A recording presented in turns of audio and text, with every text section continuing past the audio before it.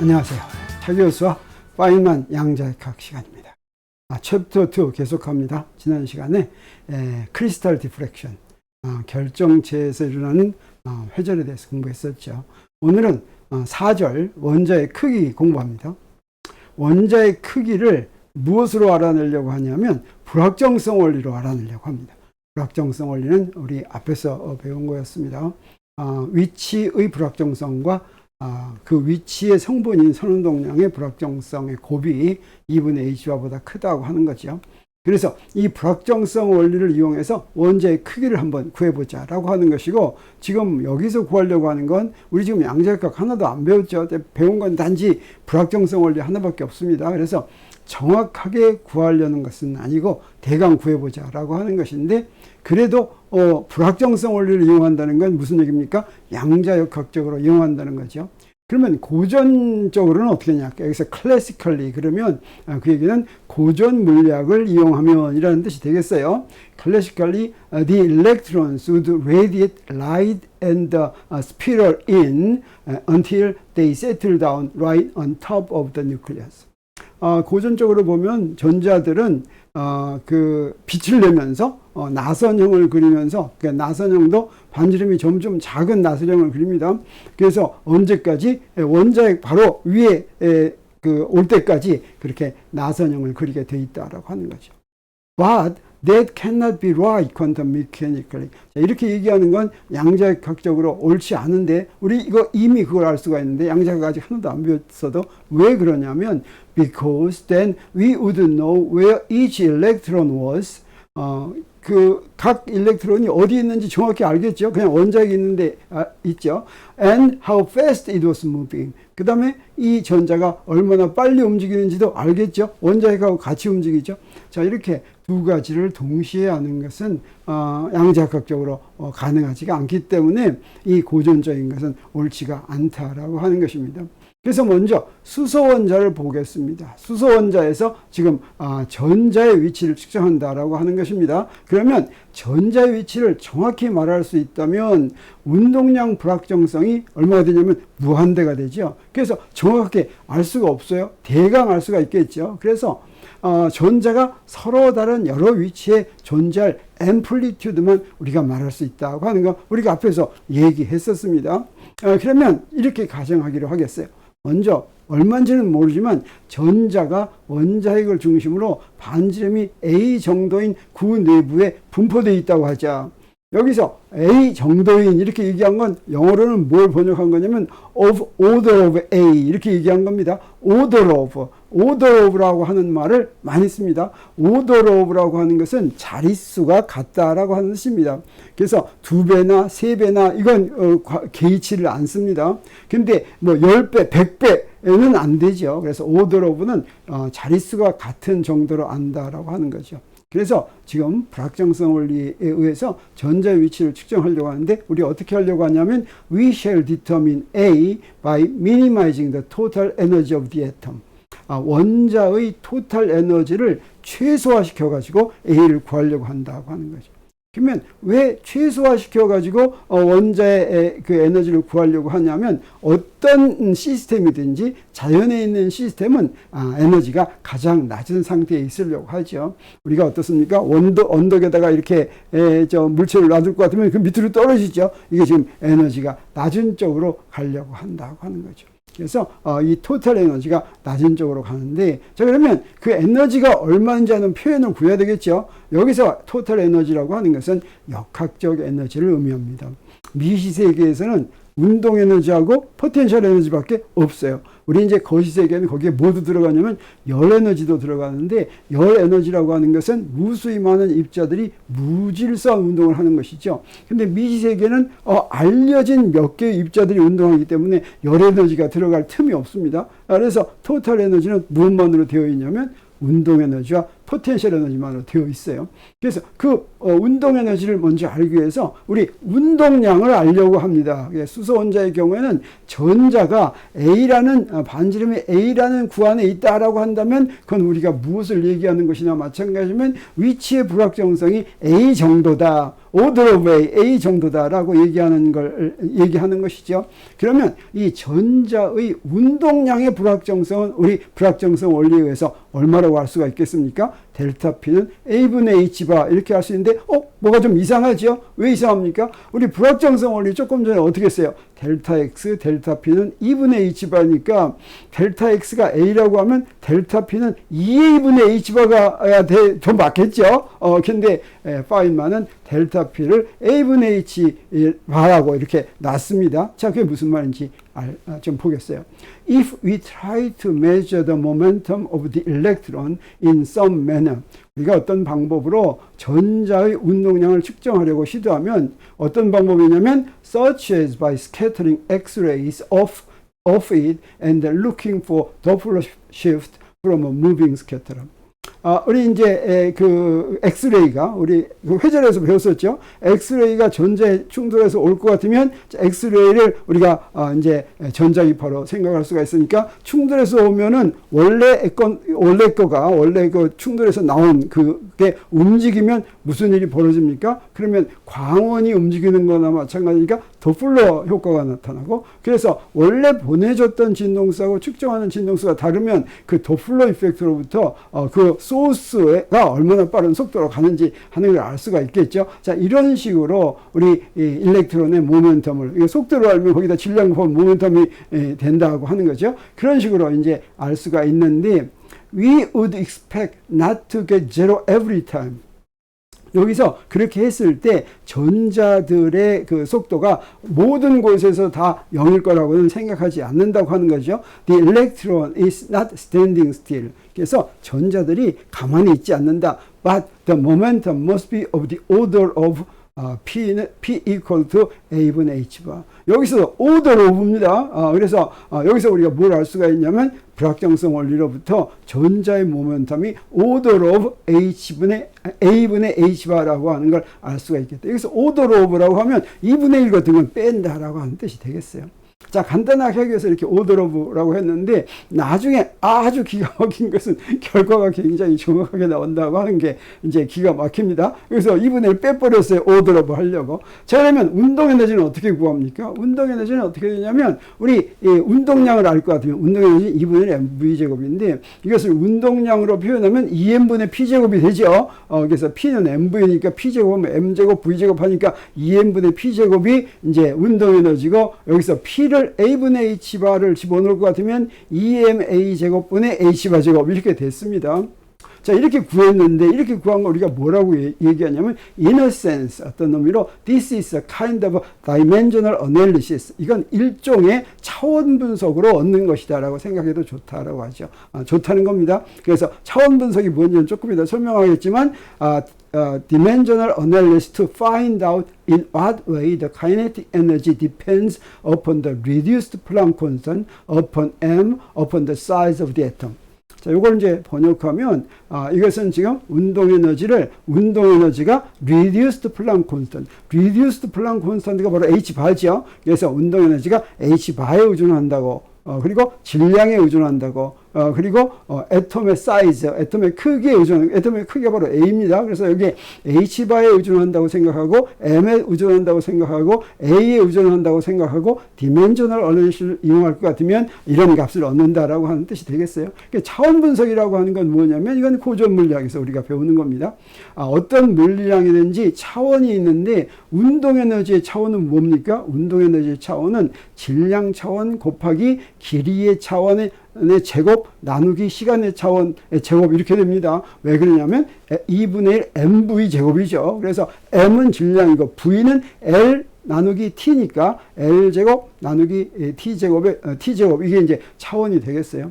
그리고 H바는 무엇의 차원하고 같으냐면 각운동량 차원하고 같습니다. 각운동량은 선운동량에다가 R을 곱하는 것과 차원이 같으니까 자, 차원만 구할 때는 비슷하게 쓰면 되겠어요. 그럼 여기서 RMV의 차원은 어떻게 되겠어요? 여기 질량이 있으니까 질량 하나.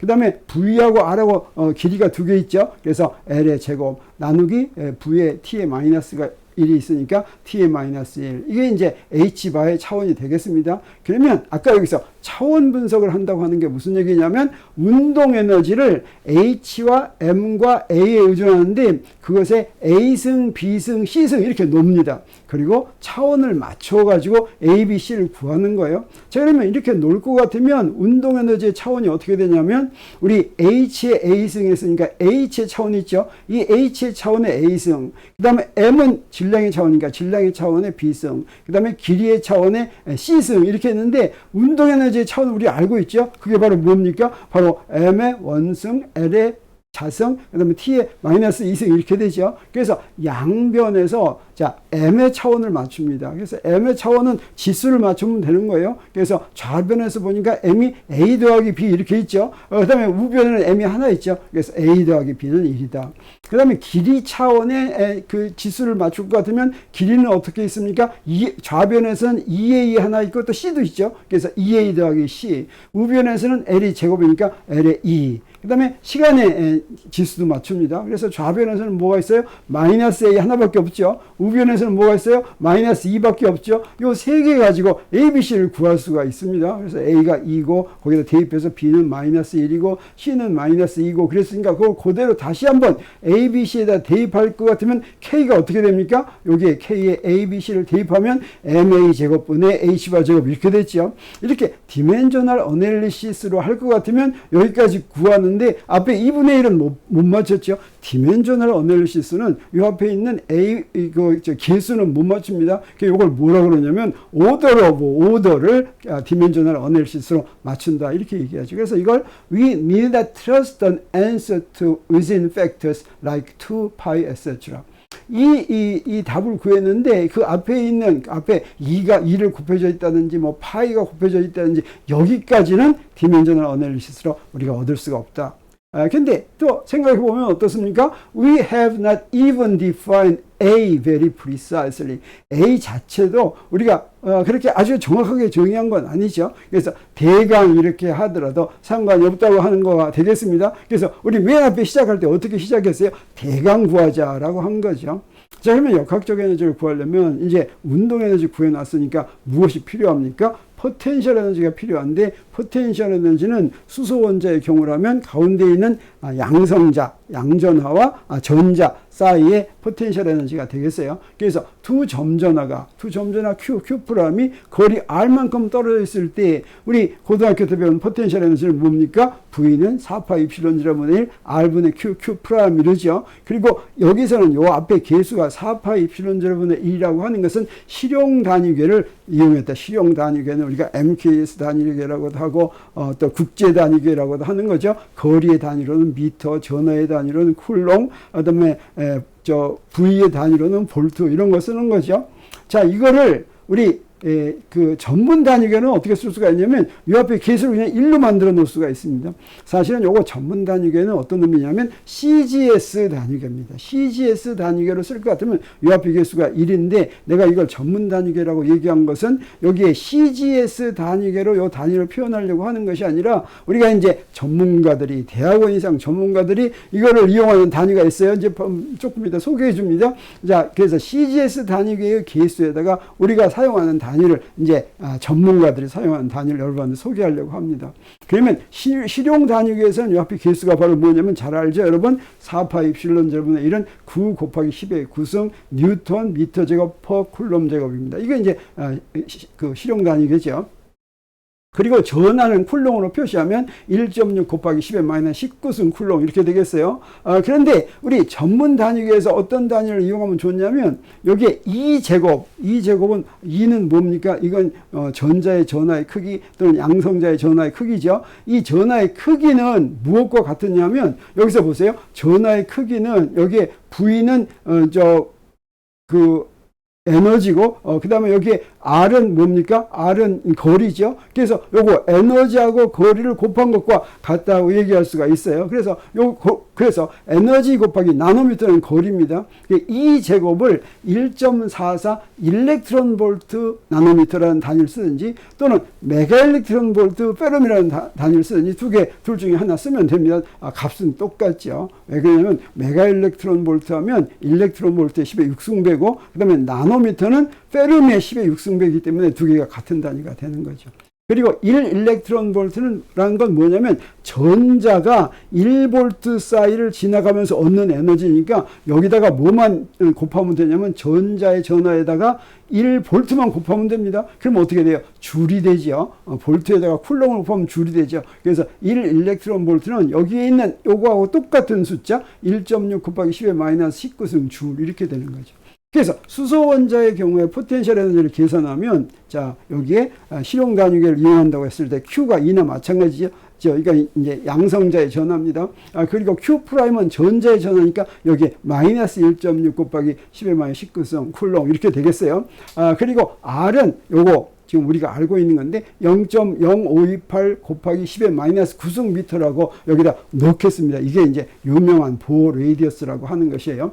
자 그리고 그렇게 해가지고 요 실용 단위계로 계산할 것 같으면 여기에서 주어진 걸 그대로 다 이제 대입하면 됩니다. 그래서 4파 입실론 제로분의 1에다가 여기 마이너스까지 집어서 이렇게 집어넣었더니 계산을 하면 요거 내가 계산기를 계산한 거예요. 계산은 얼마가 되냐면 이렇게 마이너스 4.3636 곱하기 10의 마이너스 18승 줄인데 이것을 일렉트론 볼트로 만들겠어요. 그러려면 이걸로 나눠주면 되겠죠? 1.6 곱하기 10의 마이너스 19승으로 그걸로 나눴더니 얼마가 나오냐면 마이너스 27.2727 일렉트론 볼트가 나옵니다. 그러면 이 두 번째 식 가지고 해보겠어요. 두 번째 식 가지고 하면 어떻게 됩니까? 자, 이 제곱에다가 뭘 집어넣으면 돼요? 1.44만 집어넣으면 된다고 그랬죠? R에다가는 뭘 집어넣어요? 0.528 곱하기 10의 마이너스 9승인데 요걸 나노미터로 집어넣으면 0.0528 나노미터 이렇게 됩니다. 그래서 그대로 집어넣어 나노미터를 집어넣습니다.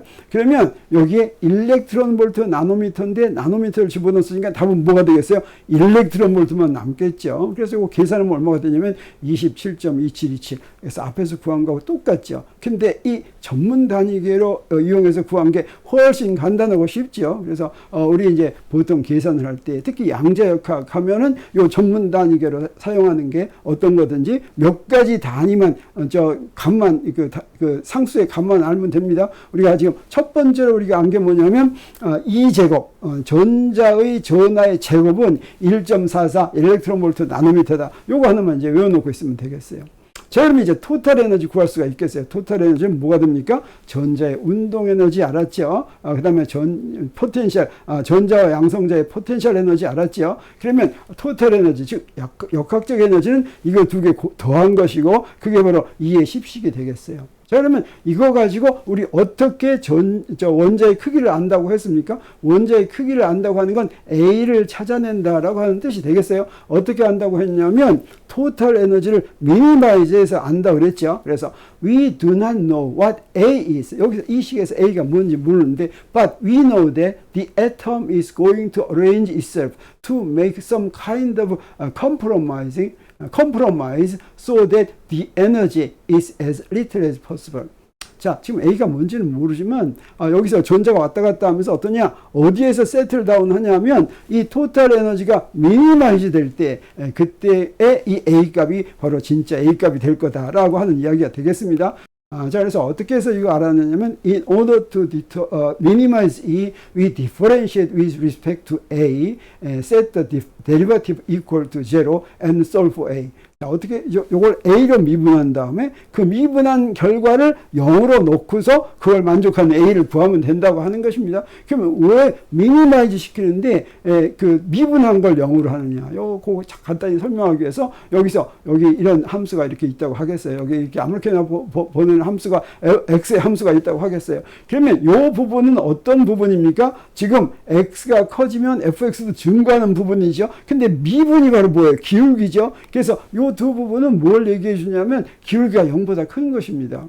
자, 여기는 어떻습니까? x가 커지면 점점 작아지죠. 이건 기울기가 0보다 작아지는 것이죠. 근데 여기는 어떻게 됩니까? 여기는 기울기가 0보다 컸다가 0보다 작아지죠. 그럼 반드시 뭘 지나야 되겠어요? 0인대를 지나야 되겠죠. 자, 오른쪽 거는 0보다 작다가 0보다 커지는 거죠. 여기서 어떻게 되겠어요? 반드시 0이 돼야 되겠죠. 그래서 요 두 군데는 뭐냐면 x로 미분하면 0이 되는 것인데, 그래서 어떤 함수가 있으면 그 함수를 독립변수로 미분해서 0으로 놓으면 그게 최대일 때든지 최저일 때든지 이렇게 익스트리멈이 되는 컨디션이 된다고 하는 겁니다. 자, 그걸 이용하려고 하는 거예요. 그래서 이 토탈 에너지가 있는데 A에 따라서 에너지가 변하니까 E의 데리버티브를 구합니다. 그래서 구해봤죠. 자, 이렇게 구하죠. 여긴 A제곱분의 1이니까 마이너스 2A 3승분의 1 해서 E가 없어지고 마이너스가 나왔습니다. 그리고 여기서 A분의 1이니까 마이너스 A제곱분의 1 이렇게 된 거죠. 이게 이제 2의 11식이고, 컨디션 for 미니멈은 뭐냐면 이걸 0과 같다고 놓는다고 하는 거죠. 그래서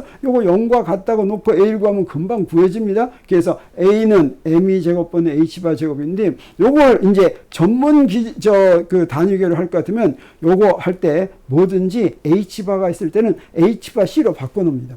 항상 이렇게 바꿔놓을 수가 있어요. 우리 이제 양자역학에서 어느 식은 어떤 식이든지 H바가 있으면 그 H바 C로 바꿔놓으면 되겠어요. 그래서 분자를 H바 C로 바꿔놓으면 분모를 C제곱으로 나눠줘야 되겠죠. 자, 그럼 여기 MC제곱, 2제곱 이렇게 나왔습니다. 그럼 여기서 뭘 이용하냐면 2제곱은 아까 했었죠. 1.44 일렉트론볼트 나노미터. 그 다음에 H바 C는 이거 항상 197.3 일렉트론볼트 나노미터. 플랑크 상수를 적용할 기회가 있을 때는 항상 이걸 이용하면 됩니다. 그냥 H만 나왔을 때는 2파이 H바 이렇게 놓고서 H바 C의 이 값을 대입하면 되겠어요. 그리고 전자의 경우에 정지 질량 에너지가 얼마냐면 MC제곱은 0.511 곱하기 10의 6승 일렉트론 볼트 또는 0.511 메가 일렉트론 볼트 이렇게 되는데, 양자역학 할 때 이 세 가지만 외워놓으면 대부분 모든 문제의 수치값을 다 얻을 수 있다고 얘기할 수가 있겠어요. 그래서 이걸 대입했더니 어떻게 됩니까? 이걸 대입했더니 0.0529 나노미터 이렇게 나옵니다. 이 값을 대입하면. 근데 우리가 앞에서 0.528 곱하기 10의 마이너스 10승 미터 뭐 이렇게 했었죠. 이게 뭐라고 알려져 있는 거냐면 Bohr radius라고 알려져 있는 겁니다. This particular distance is called the Bohr radius. 그래서 이 보호 레디어스가 무슨 말인가 하는 건 우리가 다음 시간에 또 공부하기로 하겠습니다. 그래서 오늘은 2의 4절을 다 마치지 못했습니다. 1시간 더 해야 될 것 같아요. 그래서 오늘 강의는 여기서 끝내고 다음 시간에 2의 4절을 마치기로 하겠습니다. 감사합니다.